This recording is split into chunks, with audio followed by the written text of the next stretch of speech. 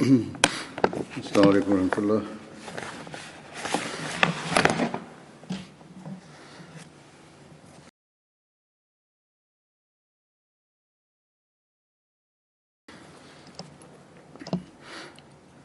أشهد أن لا إله إلا الله وحده لا شريك له وأشهد أن محمدا عبده ورسوله أما بعد فأعوذ بالله من الشيطان الرجيم بسم الله الرحمن الرحيم الحمد لله رب العالمين الرحمن الرحيم مالك يوم الدين إياك نعبد وإياك نستعين اهدنا الصراط المستقيم صراط الذين أنعمت عليهم غير المغضوب عليهم ولا الضالين۔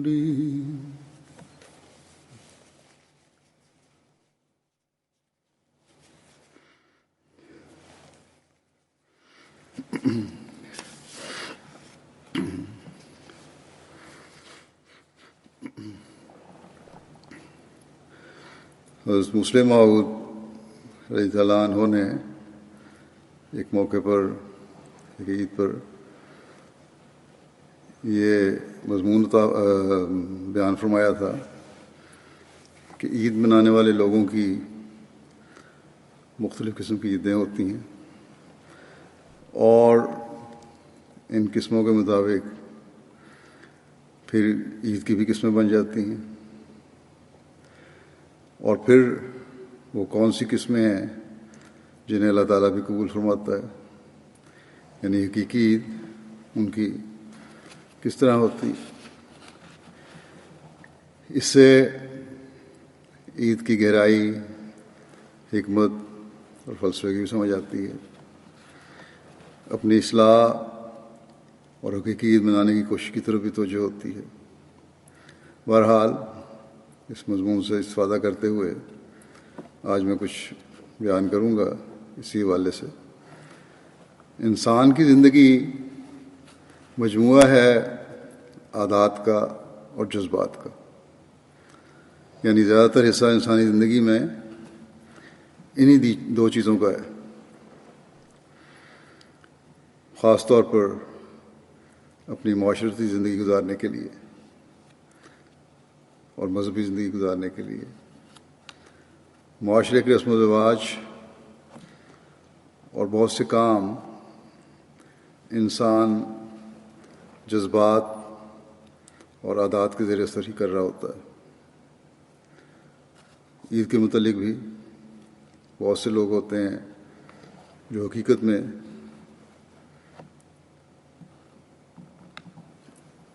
صحیح اس کی روح کو نہیں جانتے اور ایک عادت کے مطابق بناتے ہیں۔ ماں باپ کو عید مناتے دیکھا، جس ماحول میں رہے انہیں عید مناتے دیکھا، اس لیے عید مناتے ہیں کہ ہم مسلمان ہیں اور خدا اور رسول کا ایک حکم ہے کہ عید مناؤ، یا دوسری مذہبی باتیں کہنے کی عادت پڑ گئی ہے۔ بعض الفاظ انسان بولتا ہے، عادتاً بولتا ہے اس ماحول کی وجہ سے، ان باتوں کو سن کر قطع نظر اس کے کہ اس بات کو جانیں کہ اس کی حقیقت کیا ہے، کیا ہم کہہ رہے ہیں، کیوں کہہ رہے ہیں، کیا باتیں ہم کر رہے ہیں، کیوں کر رہے ہیں، حکمت کیا ہے ان کی۔ عید کے دن اتنا ہی کافی سمجھتے ہیں کہ نہا دھو کر اچھے کپڑے پہن کر عیدگاہ پہنچ جائیں۔ آج کل تو وہ بھی پابندیاں ہیں، اور گھروں میں ہی آج کے دن تو لوگ نہا دھو کر کپڑے عید منا رہے ہیں۔ بعض جگہوں پہ مسجدوں میں ریسٹرکٹیڈ اجازت ہے، کچھ پابندی کے ساتھ اجازت ہے، وہاں عیدیں پڑھی بھی گئی ہیں، پڑھی جائیں گی۔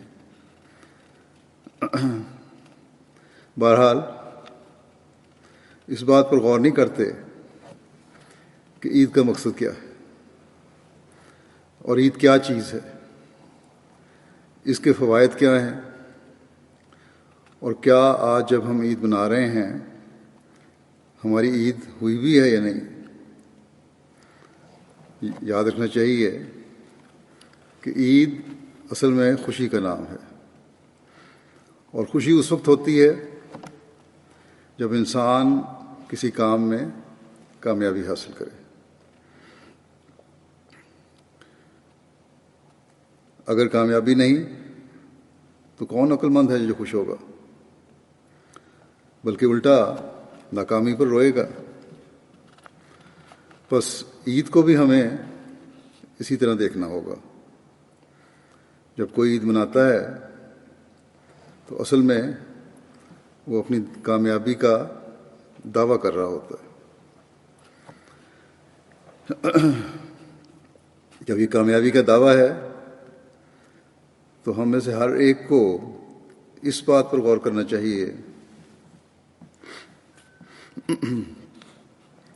کہ کیا حقیقت میں کامیابی ہے، اور کیا اس کامیابی کی وجہ سے اسے حق حاصل ہو گیا ہے کہ وہ عید منائے۔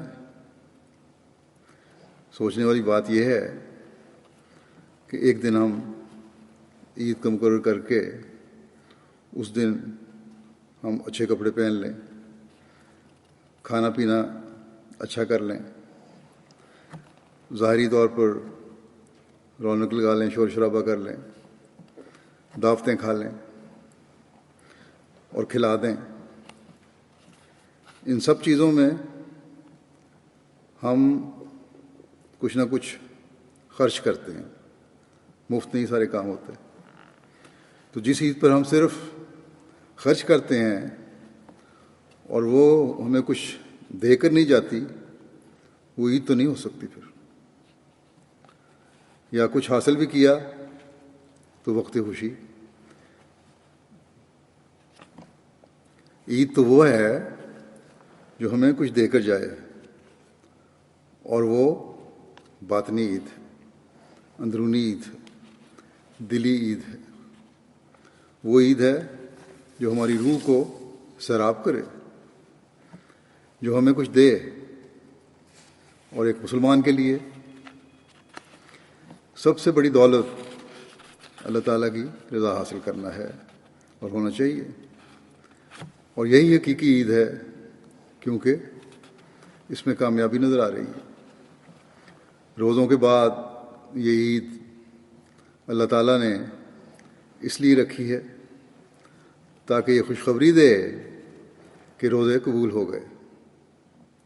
بس عید پر ہمیں یہ دیکھنے کی ضرورت ہے کہ کیا حقیقت میں ہمارے روزے قبول ہو گئے، کیا واقعہ میں خدا تعالیٰ نے ہمیں اپنی عبادت کی توفیق دی، اور کیا واقعہ میں ہماری وہ عبادت قبول بھی ہو گئی۔ کیا پتہ کہ جس عبادت کی ہمیں توفیق ملی وہ قبول بھی ہوئی ہے یا نہیں۔ کئی باتیں قبول نہیں ہوتی۔ ایک شخص نے رسول کریم صلی اللہ علیہ وسلم کے سامنے جلدی جلدی نماز پڑھی۔ جو نماز سے فارغ ہوا تو نبی کریم صلی اللہ علیہ وسلم نے فرمایا پھر نماز پڑھو، کیونکہ تمہاری نماز قبول نہیں ہوئی۔ اس نے پھر جلدی جلدی نماز پڑھی۔ رسول کریم صلی اللہ علیہ وسلم نے پھر فرمایا کہ پھر نماز پڑھو، تمہاری نماز قبول نہیں ہوئی۔ اس نے پھر نماز پڑھی، پھر اسے حضرت صلی اللہ علیہ وسلم نے یہی فرمایا۔ تو اس پر اس شخص نے کہا کہ کس طرح نماز پڑھوں؟ تو آپ صلی اللہ علیہ وسلم نے فرمایا آہستگی اور سکون سے نماز پڑھو. اسی طرح یہ اصل نماز ہے. بس اس کو ہمیں پڑھنا چاہیے. اسی طرح اللہ تعالیٰ نے فرمایا ہے جو لوگ حقوق العباد ادا نہیں کرتے ان کی نمازیں بھی قبول نہیں ہوتی.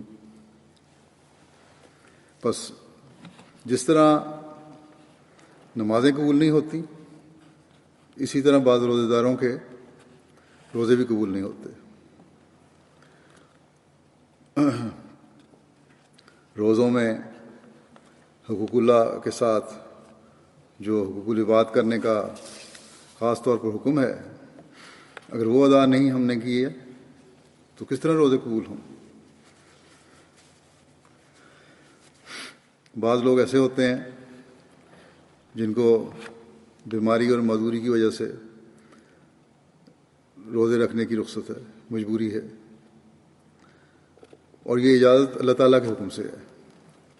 لیکن کیونکہ وہ باقی فرائض اور نوافل اللہ تعالیٰ کا خوف رکھتے ہوئے ادا کر رہے ہوتے ہیں اس لیے اللہ تعالیٰ ان کو روزے نہ رکھنے کے باوجود ثواب سے محروم نہیں رکھتا. ایسے لوگ تو عید بھی اللہ تعالیٰ کا خوف رکھتے ہوئے منا رہے ہوتے ہیں، لیکن اللہ تعالیٰ ان کے دلوں پر نظر کر کے ان کے کھاتے میں حقیقی عید کی خوشیاں لکھ رہا ہوتا ہے. بعض لوگ روزے کی طاقت ہونے کے باوجود روزہ نہیں رکھتے اور افطاری ایسے ذوق شوق سے کرتے ہیں جیسے سب سے زیادہ ان کو ہی روزے کی کمزوری ہو رہی ہے. اور پوچھو تو کہتے ہیں کہ روزہ تو فلاں عذر کی وجہ سے نہیں رکھا، نمازیں بھی کاروباری یا کام کی مصروفیت کی وجہ سے نہیں پڑھ سکا، ٹھیک طرح نوافل بھی ادا کرنے کی نہیں اٹھ سکا، نیند بڑی آ جاتی، غلبہ ہو جاتا ہے نیند کا، فلاں احکام بھی ادا نہیں کر سکتا. اگر افطاری بھی نہ کھاؤں تو بالکل کافر ہو جاؤں.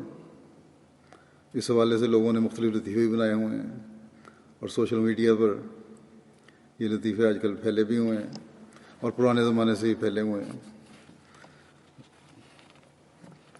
تو ایسے لوگ بھی ہوتے ہیں. یہ صرف لطیفہ ہی نہیں ہے، حقیقت میں ایسے لوگ ہوتے ہیں اور عید والے دن بھی سب سے پہلے آ کر شامل ہو جاتے ہیں کہ عید کے منانے کا سب سے زیادہ ادراک شاید صرف انہیں ہی ہے. لیکن اس قسم کے دھوکوں کے ساتھ خدا تعالیٰ دھوکے میں نہیں آ سکتا، نہ ہی ہمارے نفس کو کوئی فائدہ پہنچ سکتا ہے اس کا. بس ہمیں اپنے دلوں پر غور کرنا چاہیے. یہ غور کرنا چاہیے کہ ہماری عید کیسی ہے. عیدیں عموماً 3 قسم کی ہوتی ہیں. ایک تو اس شخص کی عید ہے جس نے اپنے رب سے ملنے کی کوشش کی، اخلاص سے عبادت کی، محبت الہی کے حصول کے لیے اللہ تعالیٰ کے بندوں کی خدمت کی، دلی صفائی کے ساتھ خدا سے اور اس کے بندوں سے صلح کی، نمازیں پڑھیں اور صرف خدا کے لیے پڑھیں، جیسا کہ حضرت مسیح موعود علیہ السلام نے بھی اسی اسلامی تعلیم کی روشنی میں ہمیں نصیحت فرمائی ہے کہ عبادتیں بھی اللہ تعالیٰ کی رضا کے حصول کے لیے ہوں، نہ کہ ذاتی اغراض کے لیے، نہ ہی دوسروں کو دکھانے کے لیے. روزے رکھے تو صرف خدا تعالیٰ کی خاطر، دوسروں کو دکھانے کے لیے نہیں. خدا تعالیٰ کے لیے رکھے جانے والے روزے جو ہیں ان کی جزا بھی اللہ تعالیٰ ہوتا ہے، ہر روزے کی جزا نہیں ہوتا. دکھاوے کی روزوں کی اللہ تعالیٰ جزا نہیں ہوتا. جس میں یہ خواہش ہو کہ لوگ کہیں گے کہ بڑا روزے دار ہے، تو پھر تو لوگوں کے لیے روزے ہوئے. ذکر الہی کیا تو محض خدا کے لیے کیا، اس لیے نہیں کیا کہ لوگ کہیں کہ اس کے ہونٹ ہر وقت ذکر الہی میں ہلتے رہتے ہیں. صدقہ و خیرات دیا تو صرف اس لیے دیا کہ خدا تعالیٰ کی رضا حاصل ہو، لوگوں پر احسان جتانے یا نیک نامی حاصل کرنے کے لیے نہیں. حج کیا تو محض حاجی کہلانے یا سیر کرنے کے لیے نہیں، بلکہ محض اس لیے کہ خدا اس سے راضی ہو جائے.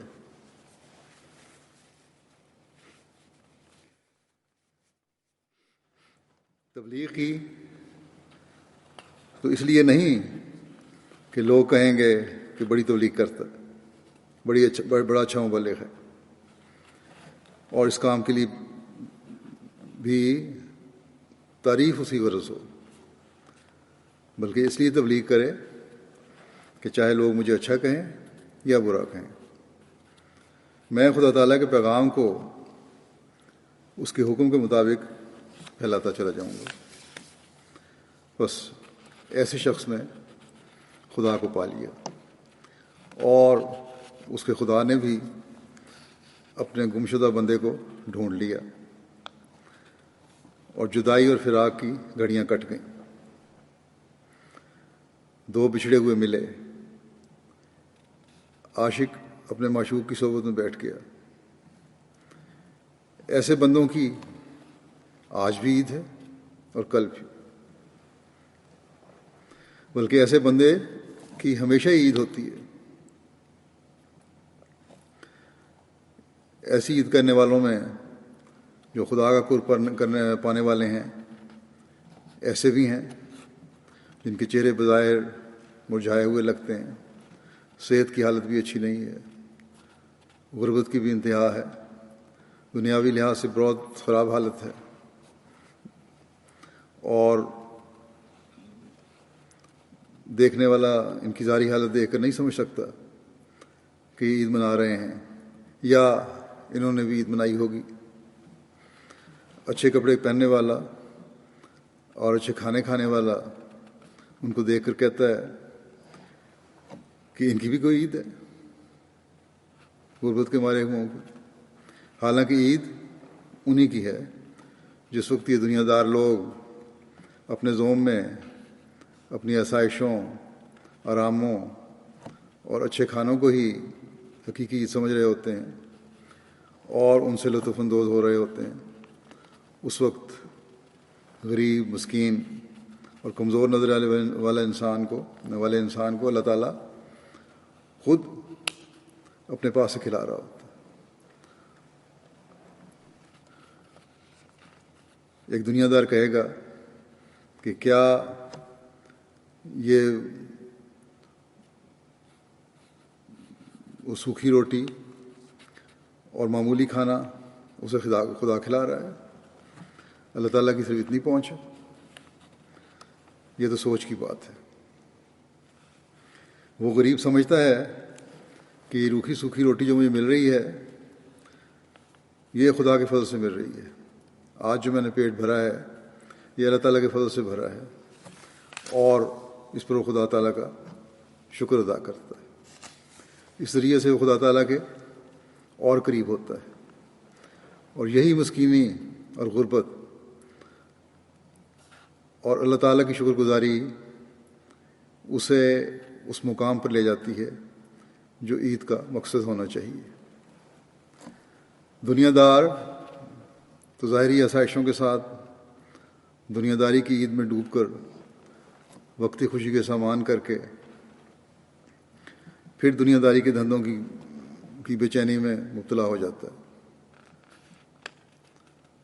لیکن یہ مسکین شخص اللہ تعالیٰ کی لقاح حاصل کر کے دائمی عید کے سامان کر رہا ہوتا ہے. جو اگلے جہان کی زندگی میں بھی عید کے سامان کرے گی. لیکن یہ ضروری نہیں ہے کہ یہ عید صرف ان غریبوں اور مسکینوں کی ہے. یہ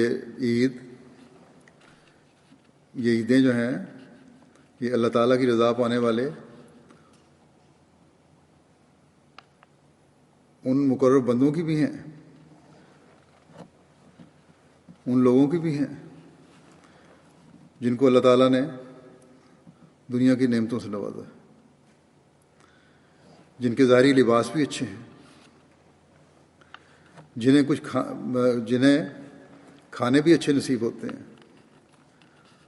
اور جو سنت نبی کے مطابق خوشبو بھی لگاتے ہیں اور بڑی اچھی اچھی خوشبوئیں لگاتے ہیں. اور اس ظاہری زینت اور ظاہری زیب و زینت جو ہے اس کے ساتھ اللہ تعالیٰ کا قرب بھی باطنی طور پر انہیں حاصل ہوتا ہے. وہ اللہ تعالیٰ کی دی ہوئی نعمتوں سے جہاں خود فیض حاصل کرتے ہیں، وہاں اللہ تعالیٰ کی رضا کے حصول کے لیے اس کے بندوں کے بھی حق ادا کر رہے ہوتے ہیں. یہ تو اللہ تعالیٰ کی مصلحت ہے، وہ کس کو کس طرح نوازتا ہے، کس ذریعے سے اپنا قرب عطا فرماتا ہے. وہ اپنے بندے کو کانٹوں سے گزارتے ہوئے بھی اپنے پاس بلاتا ہے، اور اب کسی بندے کو پھولوں کی سیج پر سے گزارتے ہوئے اپنے پاس جگہ دیتا ہے. وہ بیوقوف ہے جو یہ کہتا ہے کہ کانٹوں پر سے چل کر آنے والا ہی خدا رسید اور مقبول ہے، اور وہ بھی بیوقوف ہے جو یہ کہتا ہے کہ پھولوں کی سیج پر چل کر آنے والا ہی اللہ تعالیٰ کی بارگاہ میں مقبول ہے. ہمیشہ یاد رکھنا چاہیے کہ جس طرح اللہ تعالیٰ کی مختلف صفات ہیں، اسی طرح اس کے پاس پہنچنے کے راستے بھی مختلف ہیں. بعض لوگ اس کو نہ سمجھنے کی وجہ سے اللہ تعالیٰ کے بندوں پر اعتراض کر دیتے ہیں.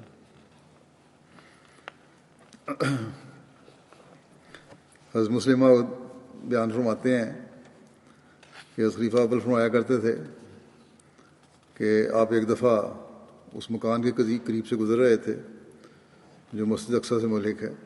قادیان میں رہنے والے جانتے ہیں اسے، یا وہاں گئے ہوئے لوگ بھی جانتے ہوں گے. یہ ڈپٹیوں کا مکان کہلاتا تھا. اب غالباً یہ مسجد اقصیٰ میں شامل ہو گیا ہے. یہ خرید لیا گیا، اور حضرت خلیفہ ثانی کے وقت میں وہاں سلسلہ کے دفاتر بھی قائم ہو گئے تھے. جماعت نے خرید کے وہاں دفاتر قائم کر دیے تھے. اب تو شاید بدل دیا ہے، میرا خیال ہے وہی جگہ ہے جہاں مسجد کا حصہ آ گیا. بہرحال مکان کا مالک جو ہندو تھا اور ڈپٹی رہ چکا تھا، اس خلیفہ اول سے کہنے لگا کہ میں آپ سے ایک بات دریافت کرنا چاہتا ہوں، اگر آپ ناراض نہ ہو. آپ نے فرمایا بے شک پوچھو. اس نے کہا میں نے سنا ہے کہ مرزا صاحب پلاؤ اور بادام روغن بھی کھا لیتے ہیں. اور خلیفہ اول فرمانے لگے کہ میں نے اسے کہا کہ ہاں کھا لیتے ہیں، ہمارے ہاں یہ چیزیں پاک اور طیب ہیں، کوئی حرج نہیں اس میں کھانے میں، اور ان کا کھانا جائز ہے. اس پر بڑے افسوس والی شکل بنا کر کہنے لگا کہ فقیرانوں بھی جائز ہے. آپ نے کہا ہاں فقیرانوں بھی جائز ہے، جو اللہ والے لوگ ہیں ان کو بھی جائز ہے. جب وہ خاموش ہو گیا، لیکن اس کے چہرے سے یہی تاثر تھا کہ اس کو یہ بات کچھ بھائی نہیں. تو اس کے نزدیک بزرگی کا یہی معیار تھا کہ عمدہ چیزیں نہ کھائی جائیں.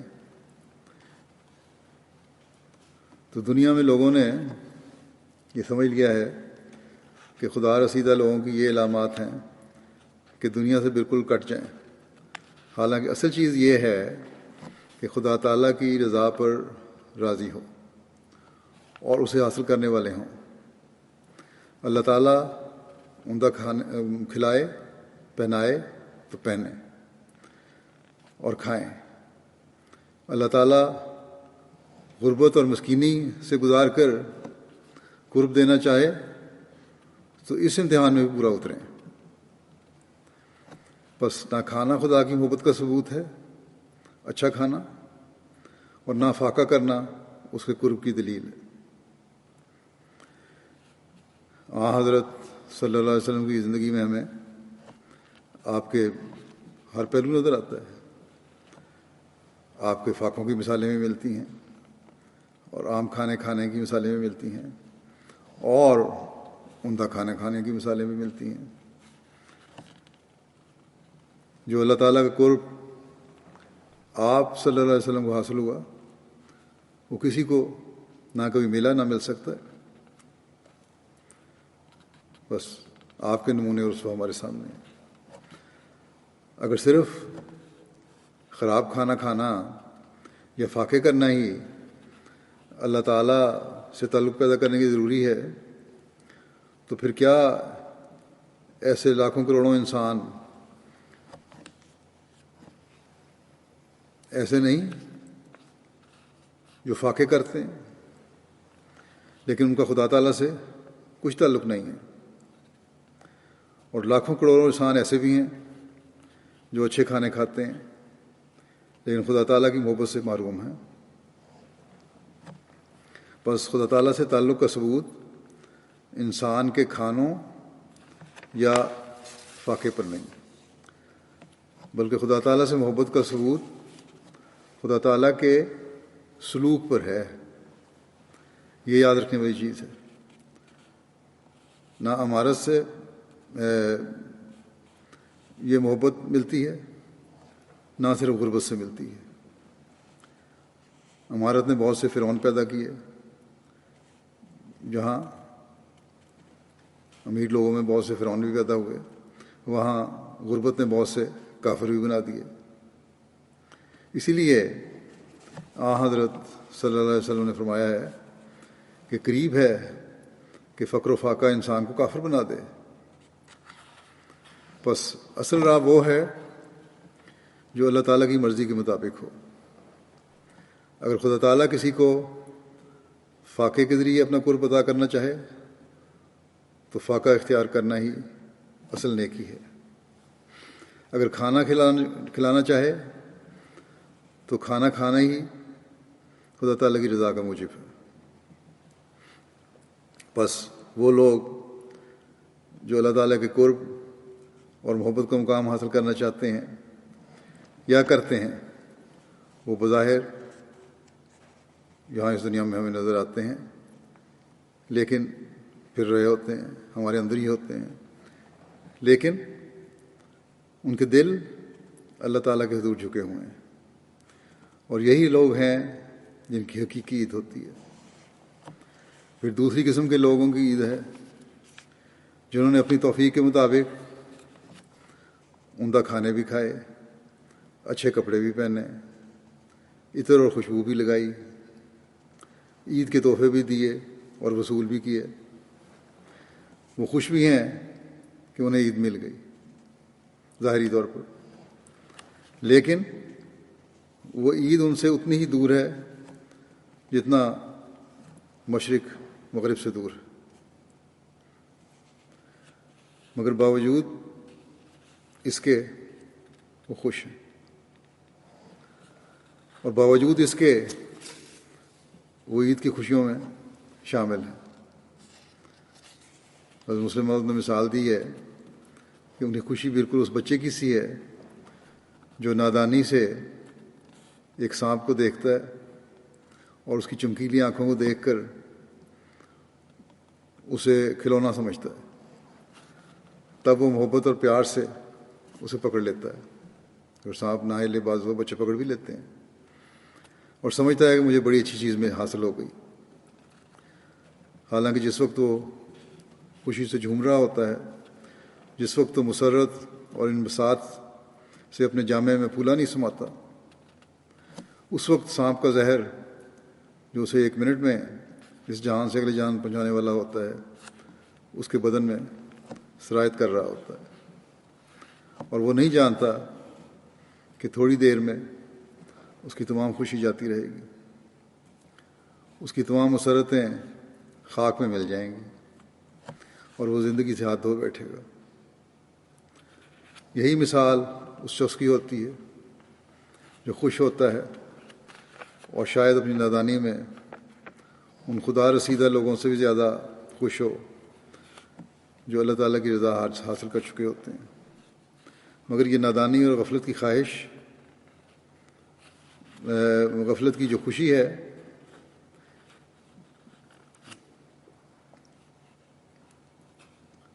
بے شک اس کے خیال میں یہ عید ہے، لیکن ماتم کی پیش خبری ہے، افسوسناک خبر کی پیش خبری ہے۔ بس جو خدا کو بھول کر، اس کے حقوق بھول کر، اس کی مخلوق کے حقوق بھول کر صرف اپنی اور اپنے قریبیوں کی خوشی کر رہے ہوتے ہیں اور عید منا رہے ہیں، وہ اللہ تعالیٰ کی ناراضگی اور ناپسندیدگی کو مول لے کر اپنی دنیا اور آخرت خراب کر رہے ہوتے ہیں۔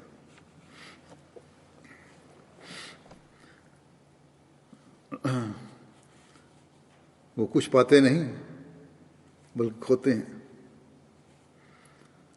اور ایسے لوگوں کی عید حقیقی عید نہیں کھلا سکتی۔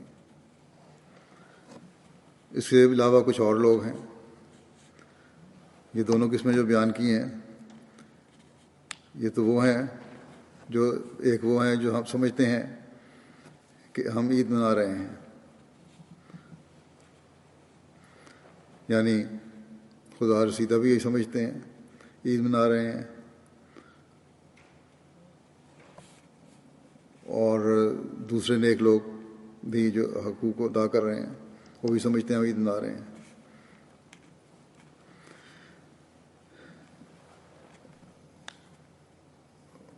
اور وہ بھی ہیں اسی طرح دوسری قسم ہے جو میں نے بیان کی، جنہیں حقیقی عید نصیب نہیں ہوئی اور دھوکے میں سمجھتے ہیں کہ ہم عید منا رہے ہیں۔ لیکن ایک تیسری قسم بھی ہے، یہ تیسری قسم کے لوگ وہ ہیں جو ان دونوں سے بالکل مختلف ہیں، الگ قسم۔ یہ وہ لوگ ہیں جو جانتے ہیں کہ ہم گناہ گار ہیں، احساس ہے، جو دل میں خیال کرتے ہیں کہ روزے تو رکھے،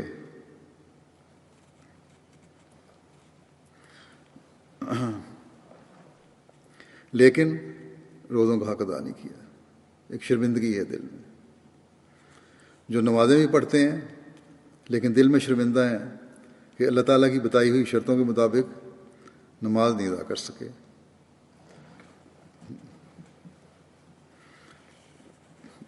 ہر ایک یہ سمجھتا ہے ان میں ایسے لوگوں میں سے کہ آج بھی عید پر شاید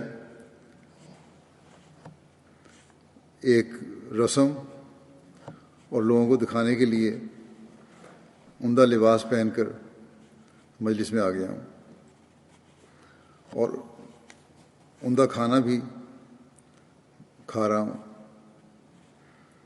مگر اس کا دل رو رہا ہوتا ہے،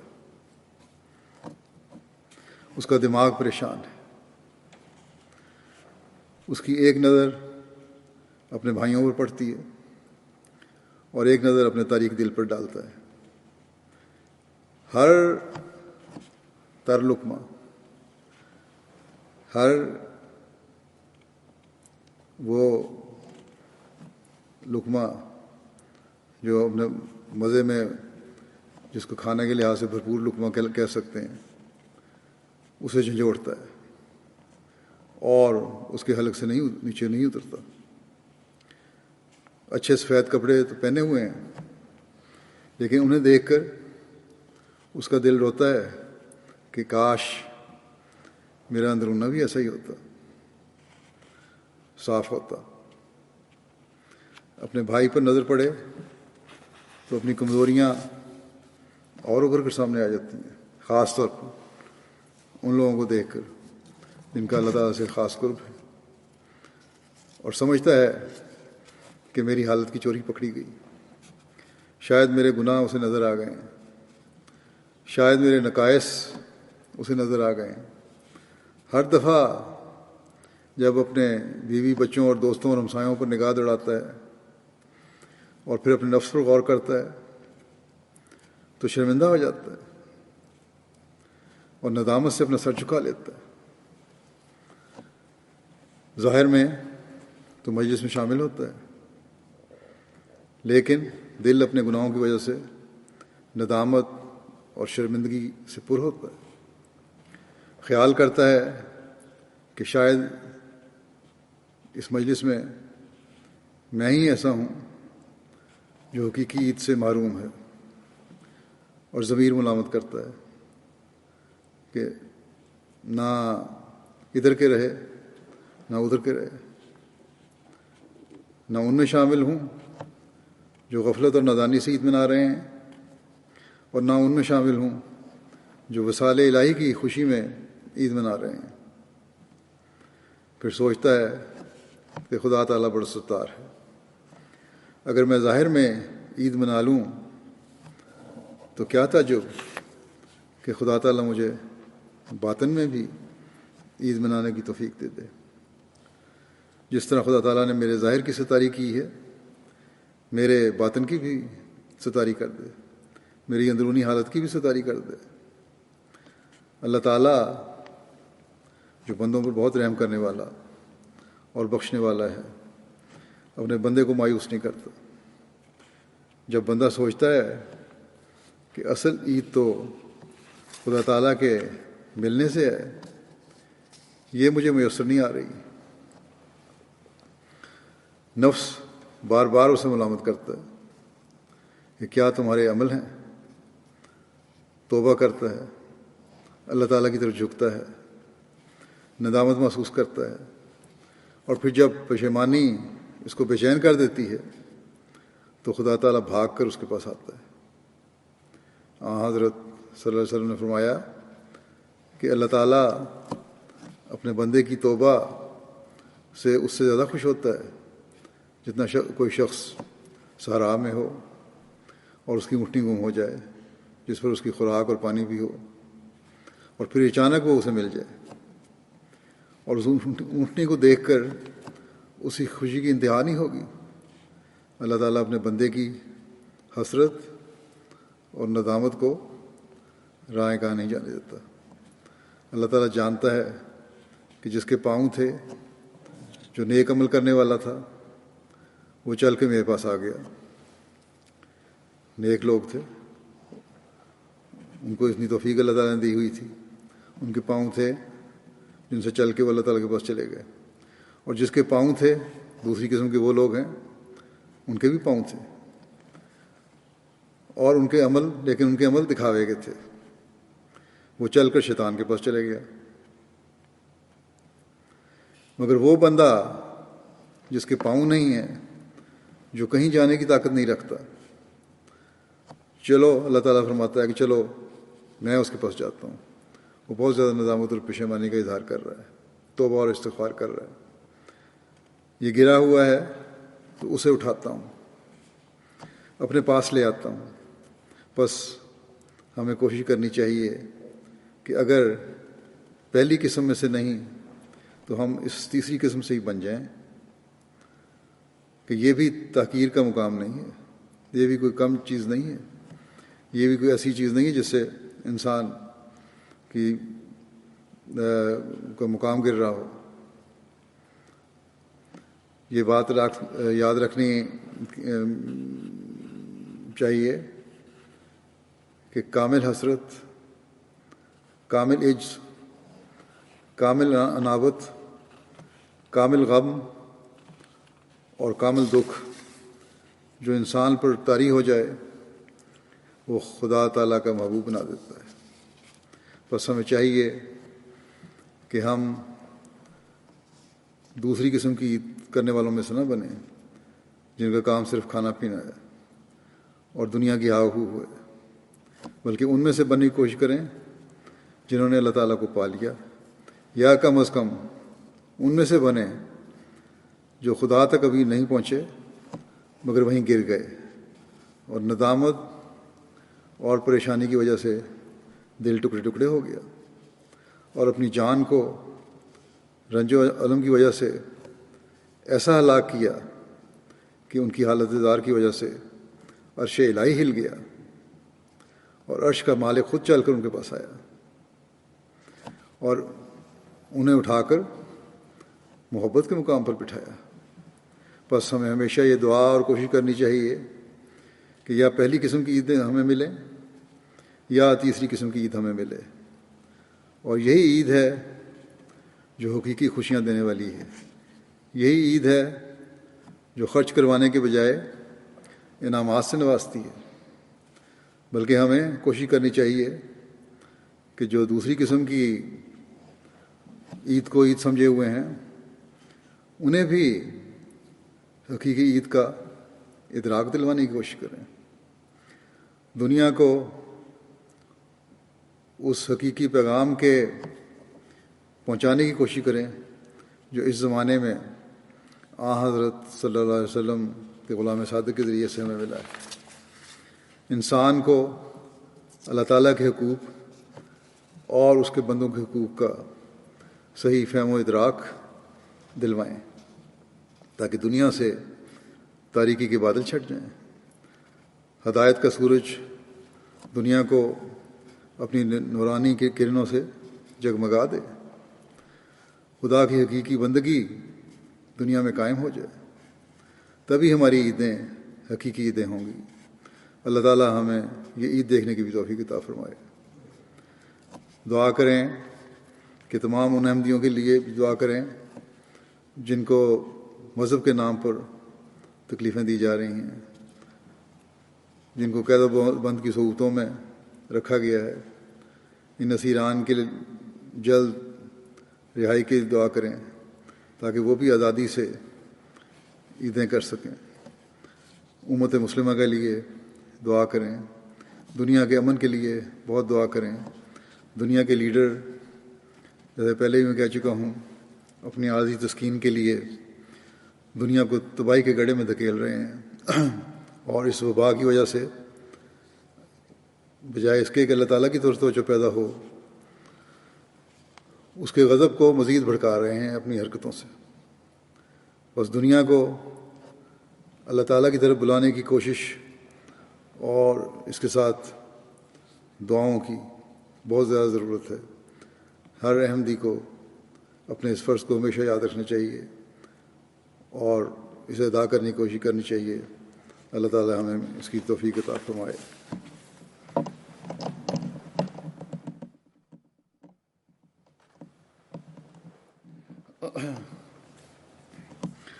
الحمد لله نحمده ونستعينه ونستغفره ونؤمن به ونتوكل عليه ونعوذ بالله من شرور أنفسنا ومن سيئات أعمالنا من يهده الله فلا مضل له ومن يضلل فلا هادي له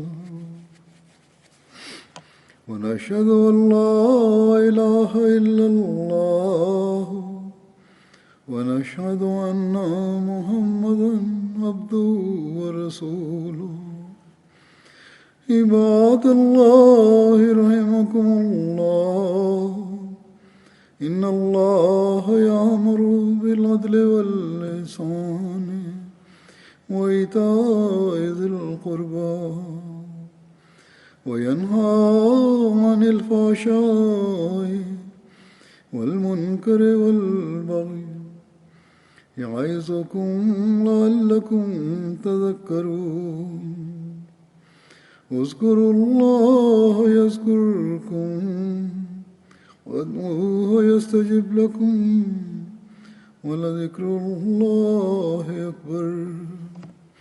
دعا کر لیں.